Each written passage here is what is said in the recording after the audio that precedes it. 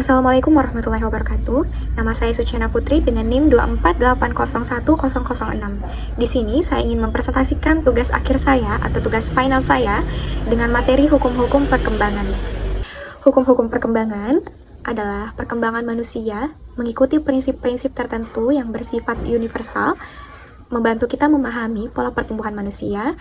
Adapun hukum-hukumnya menjadi 5 bagian. Yang pertama, ada hukum kontinuitas. Nah, hukum ini menyatakan bahwasanya perkembangan manusia itu berlangsung secara terus-menerus dan berkesinambungan dari satu tahap ke tahap berikutnya.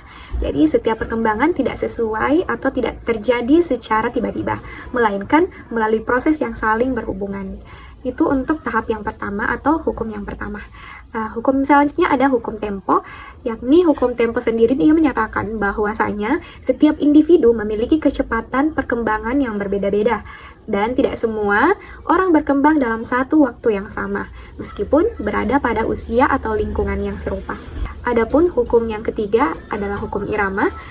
Hukum irama sendiri menyatakan bahwasanya perkembangan individu tidak selalu berjalan secara stabil, tetapi mengalami naik turun atau fluktuasi. Ada masa di mana perkembangan berlangsung cepat, ada juga masa di mana perkembangan terlihat lambat. Yang keempat, hukum konvergensi.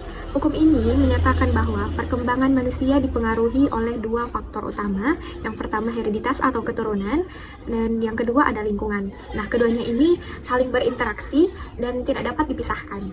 Karena faktor bawaannya memberikan potensi dasar, sementara lingkungan menentukan sejauh mana potensi tersebut dapat berkembang secara optimal. Nah, yang terakhir ada hukum rekapitulasi. Nah, hukum ini dikemukakan oleh Stanley Hall yang menyatakan bahwasanya perkembangan individu mengulang tahap-tahap evaluasi manusia. Nah, seperti anak dalam perkembangannya akan melewati fase-fase yang pernah dilalui oleh nenek moyangnya secara singkat. Itu untuk hukum-hukum perkembangan. Dan adapun faktor-faktornya ada 2 macam, terbagi menjadi 2. Yang pertama, faktor hereditas. Nah, untuk faktornya itu merupakan faktor bawaan sejak lahir yang diturunkan dari orang tua, mencakup genetik, bakat alami, dan potensi dasar individu, menentukan karakteristik fisik dan kecenderungan kemampuan tertentu. Itu untuk faktor hereditas. Adapun faktor lingkungan seperti pengaruh eksternal yang membentuk perkembangan individu, meliputi pendidikan, interaksi sosial, dan budaya sekitar, berperan dalam mengoptimalkan atau menghambat potensi bawaan.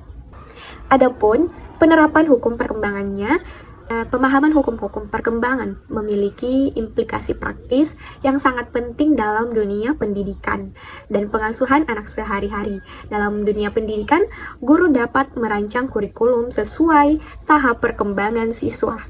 Jadi, memberikan stimulasi yang tepat waktu dan menghargai perbedaan individual setiap anak. Adapun untuk peran orang tua dapat menerapkan pola asuh yang mendukung perkembangan optimal anak. Jadi, kesimpulan dari hukum-hukum perkembangan, yakni setiap individu itu berkembang secara unik dan berbeda-beda. Dan faktor yang mempengaruhinya adalah faktor lingkungan dan hereditas yang saling mempengaruhi perkembangan.